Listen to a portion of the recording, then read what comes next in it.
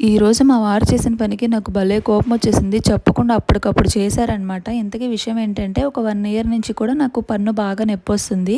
అయితే 6 మంత్స్ నుంచి అటువైపు తినడమే మానేశాను. ఎందుకంటే తింటే ఇంకా పెయిన్ ఎక్కువైపోతుందని చెప్పేసి అటు సైడ్ తినటమే మానేశాను. ఈ రెండో పక్క ఏంటంటే ఆల్రెడీ చిన్న ముక్క విరిగిపోయింది పన్ను. సరే పెయిన్ అయితే రావట్లేదు, నార్మల్‌గా ఉందని చెప్పేసి ఈ రెండో పక్క అలానే తింటూ ఉన్నాననమాట. సో, ఈ కొన్ని డేస్ నుంచి ఏంటంటే ఈ రెండో పక్క కూడా పెయిన్ అనేది వస్తుంది. మా వారితో చెప్తే సరే వెళ్దాం, వెళ్దాం అని చెప్పేసి లైట్ తీసుకున్నారు. ఆయన లైట్ తీసుకోవడానికి రీజన్ కూడా నేనే అనుకోండి. హాస్పిటల్ దాకా వెళ్ళి ట్రీట్మెంట్ తీసుకోకుండా వచ్చేసిన రోజులు కూడా ఉన్నాయి. నాకంత భయం హాస్పిటల్స్ అంటే, ఇంజెక్షన్స్ అంటే. ఎక్కడ మళ్ళీ హాస్పిటల్‌కి వెళ్తే ఇంజెక్షన్ చేయించుకోవాల్సి వస్తుందేమో అని చెప్పేసి నేనసలు హాస్పిటల్‌కే వెళ్ళను నేను తొందరగా.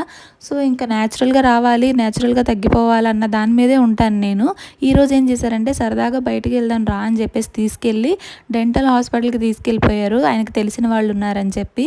అప్పటికప్పుడు రూట్ కెనాల్ ట్రీట్మెంట్ స్టార్ట్ చేసేశారు. 3 డేస్ తర్వాత మళ్ళీ రమ్మని చెప్పారు క్యాప్ వేస్తానని. నాకు చాలా కోపమొచ్చింది. వాళ్ళ ముందు ఇంకేం మాట్లాడతాం, చచ్చినట్టు ట్రీట్మెంట్ చేయించుకున్నా.